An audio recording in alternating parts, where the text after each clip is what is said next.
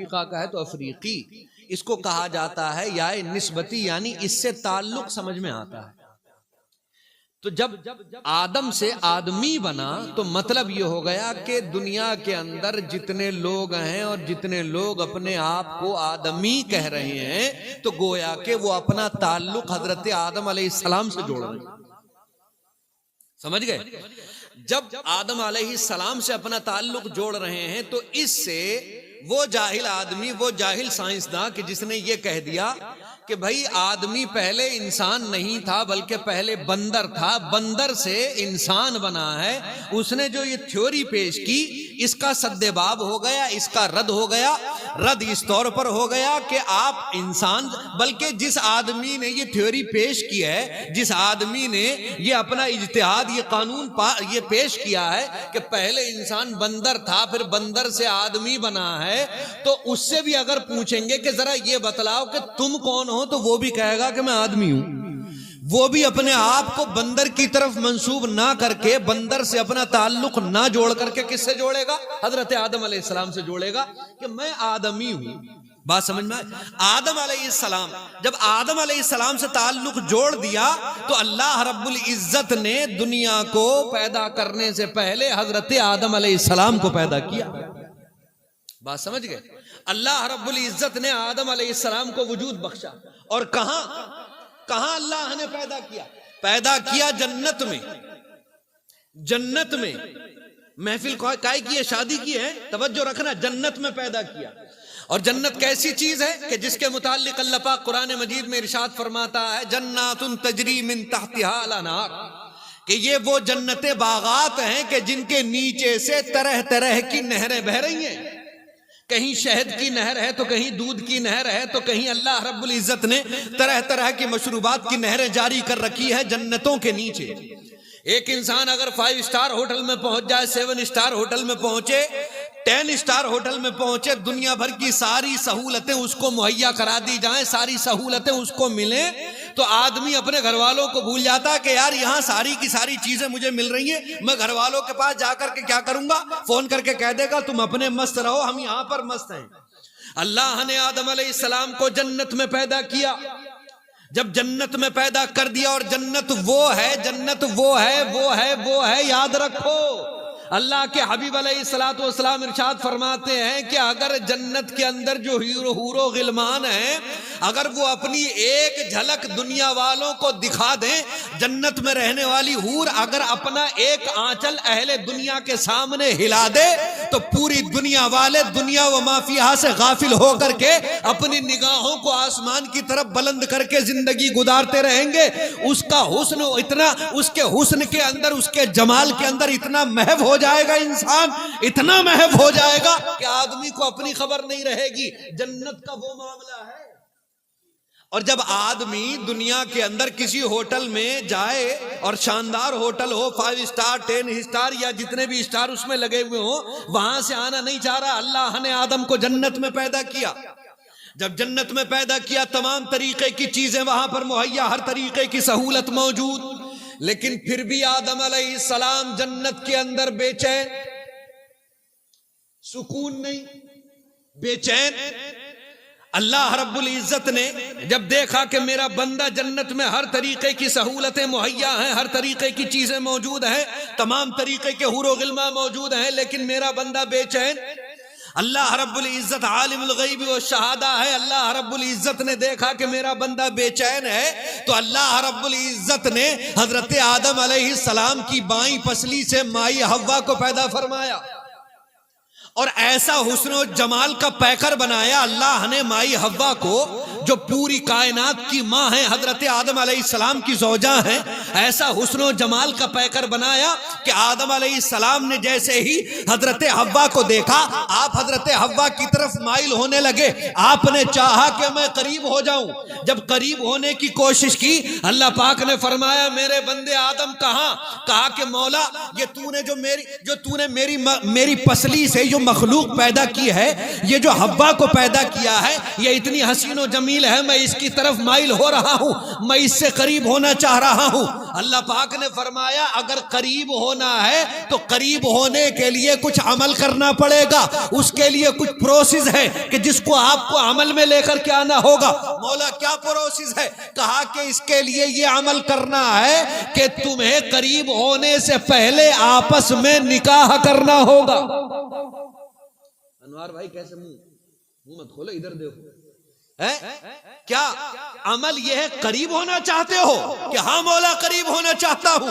اللہ پاک نے فرمایا قریب ہونا ہے تو تمہیں نکاح کرنا ہوگا۔ اب نکاح ہوا، اب یہ کل کو نکاح ہے۔ اگر افسر بھائی جو ہے کل کے نکاح میں دنیا کے تمام تر بڑے بڑے لوگوں کو بلا لیتے، دنیا کے تمام تر جتنے بھی لوگ ہیں، جتنے بھی صاحب منصب صاحب مرتبہ لوگ ہیں، اگر ان کو بلا لیتے تو پوری دنیا کہتی کہ ارے بڑی شاندار شادی تھی کہ انہوں نے کائنات کی اتنی عظیم ہستیوں کو بلایا۔ لیکن ذرا اندازہ تو لگاؤ، جنت میں جو حضرت آدم کا نکاح ہوا حضرت حوا سے، اس میں انسان موجود نہیں ہے، اس میں کوئی صاحب منصب نیتا یا بھی نیتا موجود نہیں ہے، اس میں کون موجود ہے؟ اللہ کی رحمت کے فرشتے موجود ہیں، حور و غلمان موجود ہیں۔ میں کہتا ہوں دنیا کی کتنی بھی عظیم شادی کیوں نہ ہو جائے، آپ دنیا کے تمام تر انسانوں کو، صاحب مرتبہ انسانوں کو اکٹھا کر سکتے ہو، لیکن ذرا یہ بتاؤ کہ اللہ کی رحمت کے فرشتے کہاں سے لے کر کے آؤ گے؟ فرشتے کہاں سے لے کر کے آؤ گے؟ اب فرشتے موجود ہیں، باراتی بن کر کے آئے حضرت آدم کے ساتھ، نکاح ہوا۔ جب نکاح ہوا پھر آدم علیہ السلام قریب ہونا چاہا اپنے اپنی زوجہ حضرت حوا سے۔ مولا نے کیا ارشاد فرمایا؟ اللہ پاک نے ارشاد فرمایا آدم تمہارا نکاح ہو گیا، لیکن تمہیں اب اگر قریب جانا ہے تو اس کے لیے بھی کچھ عمل ہے، کچھ شرائط ہے۔ مولا کیا شرائط ہے؟ کہا کہ اس کے لیے تمہیں مہر ادا کرنا پڑے گا، مہر ادا کرنا پڑے گا۔ کہ مولا یہ مہر کتنا ادا کرنا پڑے گا؟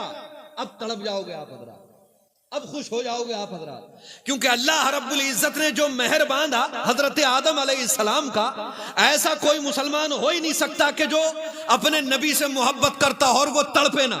حضرت آدم نے کہا کہ مولا مہر کیا ہوگا؟ اللہ رب العزت کی بارگاہ سے جواب آیا، اے آدم تمہیں ہم نے سب سے پہلا انسان بنایا ہے، تمہاری پشت سے میں دنیا کے اندر طرح طرح کے انسانوں کو پیدا کروں گا، بے شمار انبیاء کو پیدا کروں گا، رسولوں کو پیدا کروں گا، کتنے اتقیاء اصفیاء اولیاء کو پیدا کروں گا، لیکن تمہاری نسل کے اندر ایک ذات ایسی پیدا کروں گا کہ اگر میں نے تمہیں جنت میں پیدا کیا ہے تو اسی ذات کے وسیلے سے پیدا کیا ہے، اسی ذات کے صدقے میں پیدا کیا ہے۔ مولا کون ہے؟ تو میرے اللہ نے ارشاد فرمایا وہ تمہاری نسل میں اگرچہ پیدا ہوں گے لیکن تمہارا وجود جو ہے وہ انہی کا وسیلہ ہے، انہی کا صدقہ ہے، نام ہے ان کا محمد الرسول اللہ۔ اللہ نے فرمایا آدم تم یہ پوچھ رہے ہو کہ مہر کیا ہوگا؟ اللہ نے فرمایا آدم تمہارا مہر یہ ہے کہ تم میرے آخری نبی پر 20 مرتبہ درود پڑھ دو، تمہارا مہر ادا ہو جائے۔ مہر 20 مرتبہ درود پڑھنا ہے، 20 مرتبہ درود پڑھ دو تمہارا مہر ادا ہو جائے گا، تم اپنی زوجہ حضرت حوا کے قریب ہو سکتے ہو۔ مطلب کیا ہوا؟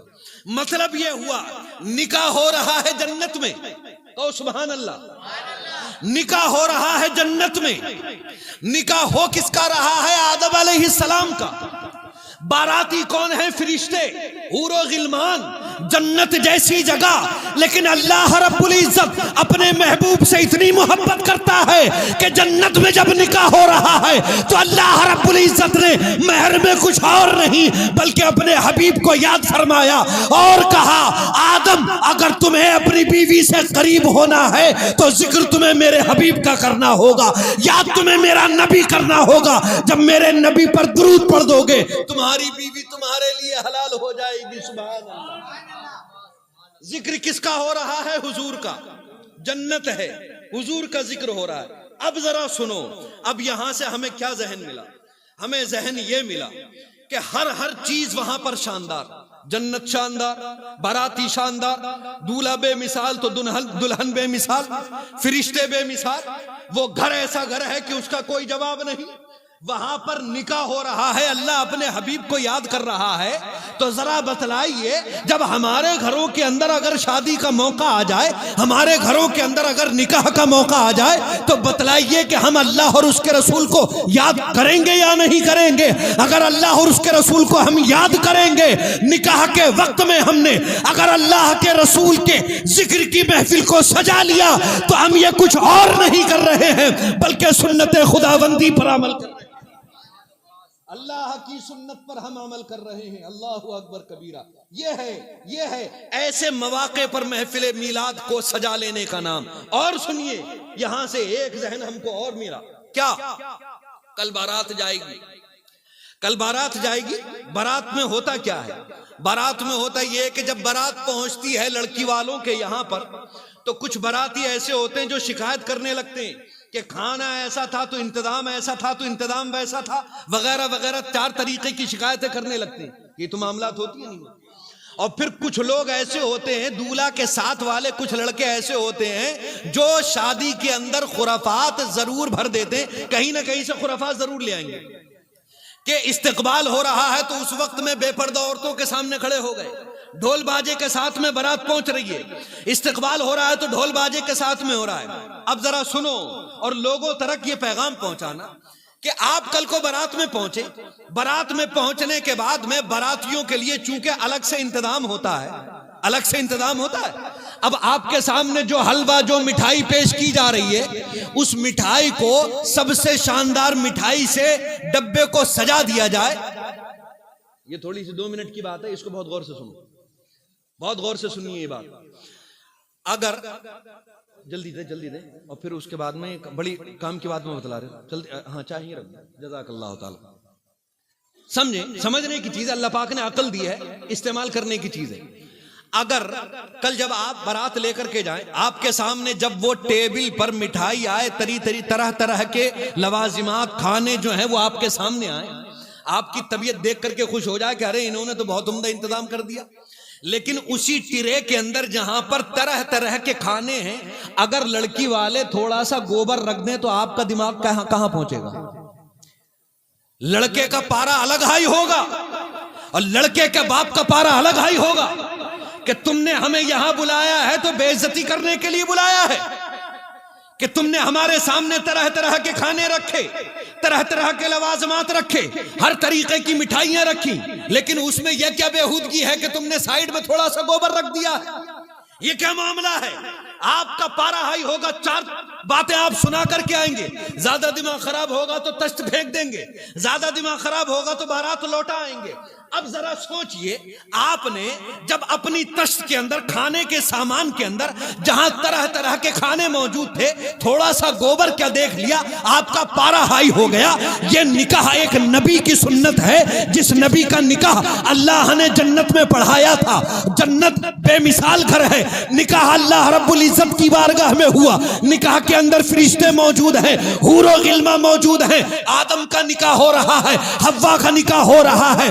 اب ہم اس سنت پر عمل کرنے کے لیے جب دنیا میں نکاح کر رہے ہیں تو ہم سنت نبوی کو زندہ کر رہے ہیں، لیکن ہم نے اسی سنت کے اندر ڈی جے کو گھسیڑ دیا، ہم نے باجوں کو داخل کر دیا، ہم نے خرافات کو داخل کر دیا، ہم نے پٹاخوں کو داخل کر دیا، ہم نے بے پردگی کو داخل کر دیا، ہم نے عریانیت کو داخل کر دیا، ہم نے فحاشی کو داخل کر دیا۔ تو اب ذرا بتاؤ، یہ سنت نبوی جو اتنی پاک ہے، اتنی پاک ہے کہ جہاں ادا ہو رہی ہے اس جگہ کو جنت کہا جا رہا ہے، آپ اس سنت کو عمل کر رہے ہو، اس سنت کو زندہ کر رہے ہو، لیکن زندہ اس طور پر کر رہے ہو کہ دنیاوی خرافاتوں سے، دنیاوی عیاشیوں سے، دنیا کی فحاشیوں سے آپ اس کو مزین کر دے رہے ہو، اور پھر امید یہ رکھو کہ ہمارے گھروں کے اندر، ہمارے رشتوں کے اندر برکتیں پیدا پیدا ہو جائے. خدا کی قسم ایسے رشتوں میں برکتیں پیدا نہیں ہوتی ہیں بلکہ تباہیاں اور بربادیوں کا راستہ کھل جایا کرتا ہے.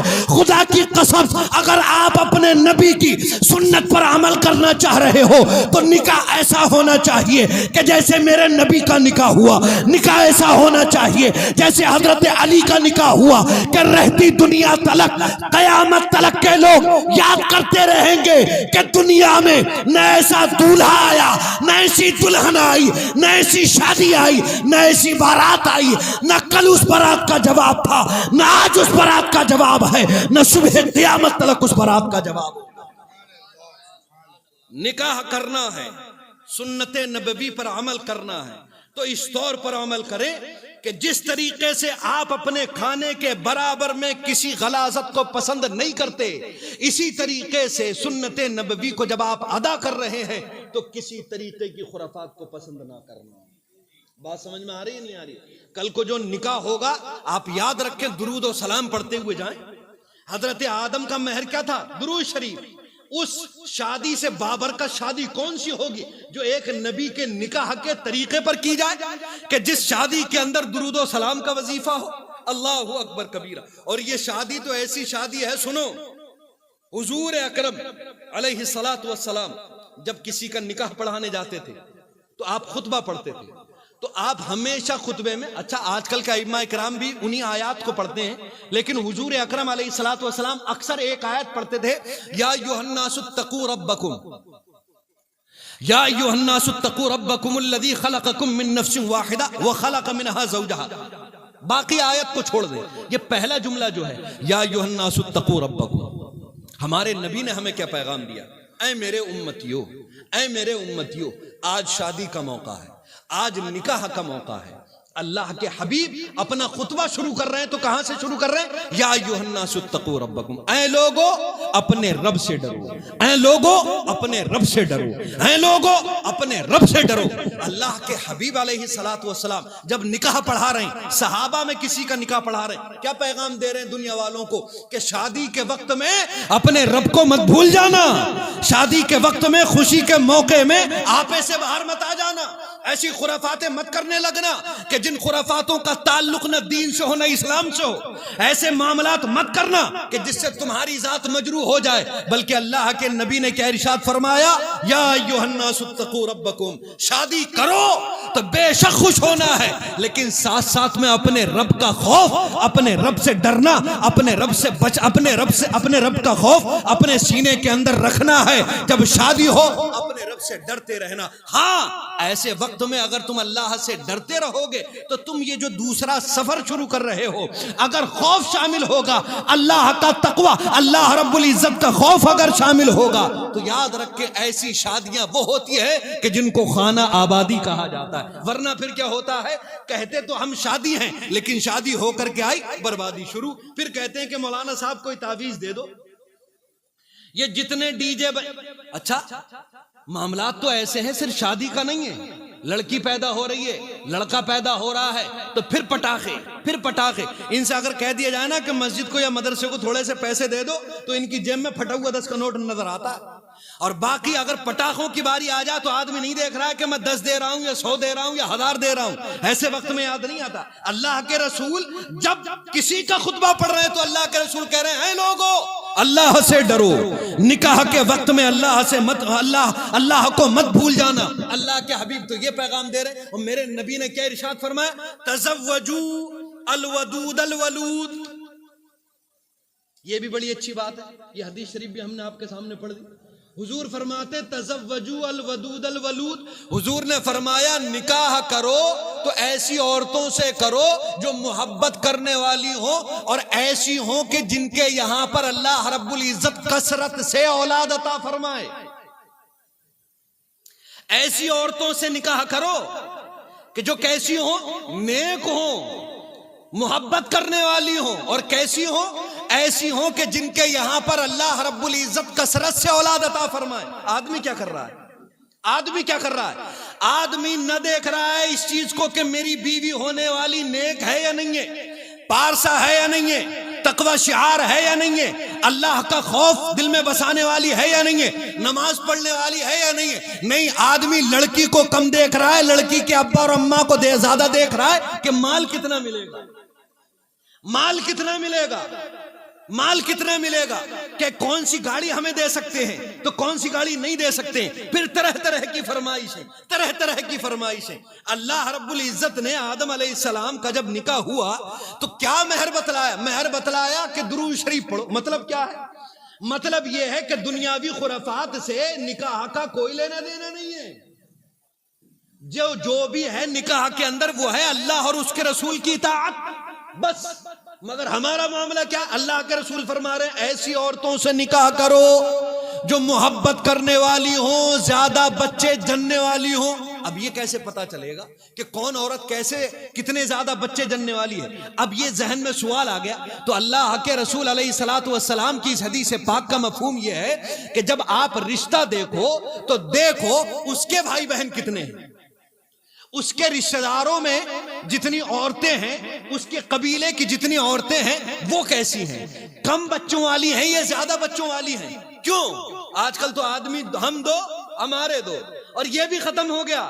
آج کل ایک ہی دیکھ رہے ہیں کہ شیر کا بچہ ایک ہی ہوتا ہے، ڈھور شیر کا بچہ ایک ہی ہوتا ہے۔ اب تمہارا یہ قول ایک طرف، میرے نبی نے کیا ارشاد فرمایا؟ ساری دنیا کی ساری فکریں ایک طرف، میرے نبی ارشاد فرماتے ہیں تزوجوا الودود الولود فإنی مکاثر بکن الانبیاء یوم القیامہ۔ تم ایسی عورتوں سے نکاح کرو جو محبت کرنے والی ہو، زیادہ بچے جننے والی ہو۔ یا رسول اللہ کیوں؟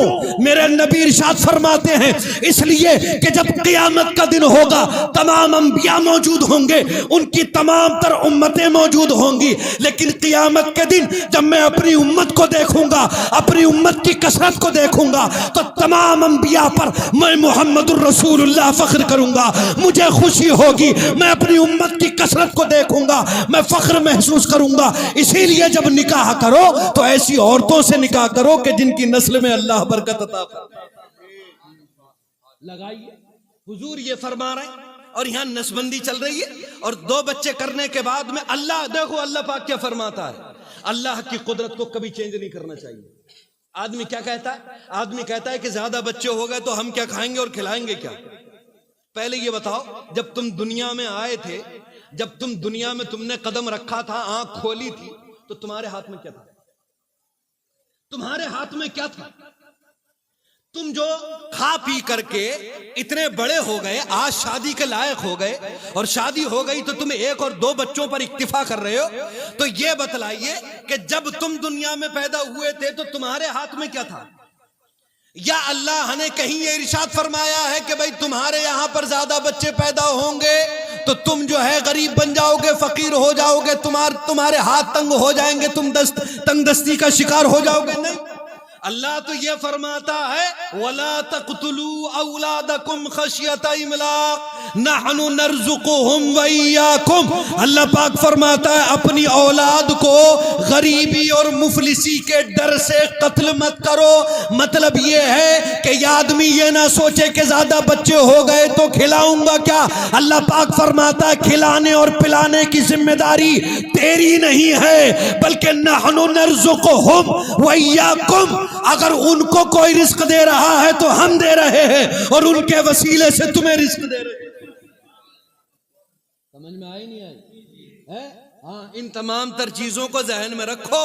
اللہ پاک فرما رہا نحن نرزقهم وإياكم، ہم ان کو رزق دے رہے ہیں اور تمہیں رزق دے رہے ہیں، لہذا خدا بننے کی کوشش مت کرو۔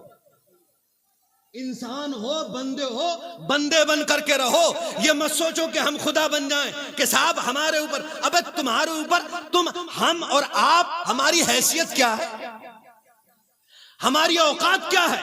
انسان کی تو اتنی اوقات نہیں ہے کہ انسان یہ کہہ سکتا ہو کہ صبح کو کھانا کھانے کی ذمہ داری، اپنے آپ کو کھانا کھلانے کی ذمہ داری میں اپنے اوپر ڈالتا ہوں۔ یہ تو تمہارے بس کی تو یہ بھی نہیں ہے کہ تم اپنے آپ کو کھانا کھلا سکو۔ اللہ چاہے تمہارے ہاتھ پیروں کو شل کر دے، ہاتھ پیر نہ اٹھیں، کیا کر لو گے؟ اور اللہ کا کیا بگاڑ لو گے؟ تو حضور نے کیا فرمایا؟ حضور نے فرمایا فَإِنِّي مُكَاثِرٌ بِكُمْ الْأَنْبِيَاءَ يَوْمَ الْقِيَامَةِ، میں جب تمہاری کثرت کو دیکھوں گا تو انبیاء کرام پر میں فخر محسوس کروں گا کہ اللہ نے سب سے عظیم، سب سے کثرت والی امت اگر کسی کو عطا کی ہے تو مجھ محمد الرسول اللہ کو عطا کی۔ سمجھ گئے؟ اور یہ نکاح تو ایسی بابرکت چیز ہے، سبحان اللہ، کئی جگہ پر مفہوم ہے حدیث شریف کا کہ نکاحوں کو آسان بناؤ، شادیوں کو آسان بناؤ، لیکن بالکل معاملہ الٹا ہے، زنا آسان ہو گیا ہے، شادیاں مشکل ہو گئی۔ زنا آسان، شادیاں مشکل۔ شادیاں مشکل یہ ہوئی کس کی وجہ سے؟ یہ ہمارے اور آپ کی وجہ سے ہوئی، جو ہم نے طرح طرح کی فرمائش رکھ دی ہیں کہ ہمیں یہ والی گاڑی چاہیے تو یہ والا ماڈل چاہیے تو یہ والا ماڈل چاہیے۔ اللہ کے بندو، اگر آپ کی شرط کی وجہ سے، دیکھو قیامت کے دن سے ڈرنا چاہیے۔ میں ہمیشہ یہی کوشش کرتا ہوں کہ کسی طریقے سے کسی کے ذہن میں یہ بات آ جائے کہ ہمیں حساب و کتاب دینا ہے، اللہ کے سامنے کھڑا ہونا ہے، قیامت کے دن سے ڈرنا چاہیے۔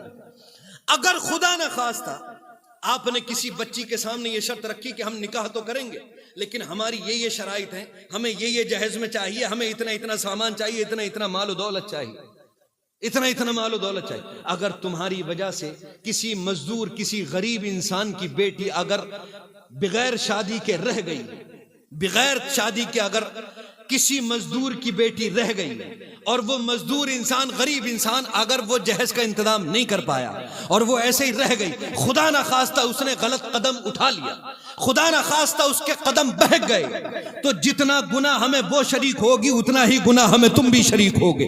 قیامت کے تم سے پوچھ لیا جائے گا کہ اس مزدور کی غریب بیٹی کا نکاح تیری بارگاہ میں آیا تھا، پارسا بیٹی تھی، نیک صالح تھی، لیکن تو نے ایسے شرائط رکھے کہ باپ مجبور ہو گیا، اپنی بیٹی کو گھر میں بٹھالنے پر مجبور ہو گیا، نکاح نہیں کرا سکا، کہ جس کی بدولت پھر انجام یہ ہوا کہ اس نے غلط قدم اٹھایا۔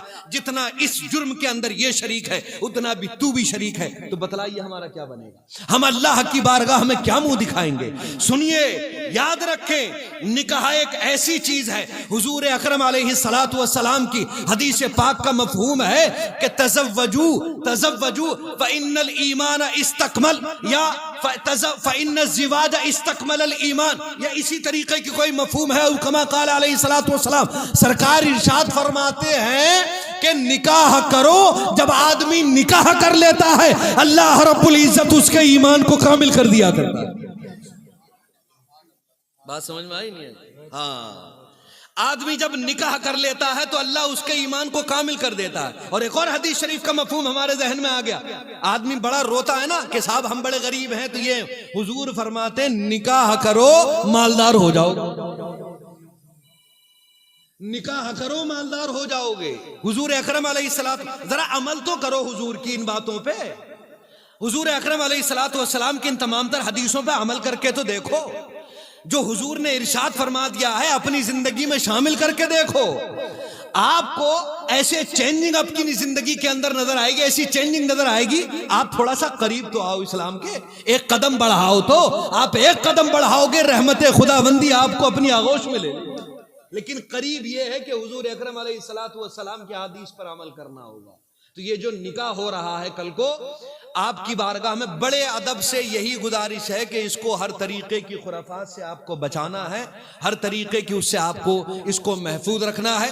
یہ نہیں ہو کہ وہی جو ہم نے مثال پیش کی ہے کہ ایک طرف طرح طرح کے کھانے رکھے ہوئے ہیں سائیڈ میں گوبر، کہ آپ نے ادھر محفل تو کرا لی، برکتیں لوٹ لی، لیکن صبح میں آپ جا رہے ہو تو خرافات شامل کر رہے ہو، اس سے کوئی فائدہ نہیں ہے۔ اللہ پاک اس شادی کو حقیقی طور پر خانہ آبادی بنا دے، اور جو دو خاندان آپس میں مل رہے ہیں اللہ رب العزت ان دونوں خاندانوں کے درمیان محبت، مودت، اخلاص اور تیقن پیدا فرمائے، ہر طریقے کے آپسی اختلافات سے محفوظ و مامون فرمائے۔ تمام حضرات کلمہ شریف پڑھیں، لا الہ الا اللہ محمد رسول اللہ، وآخر دعوانا الحمدللہ رب العالمین۔ السلام علیکم۔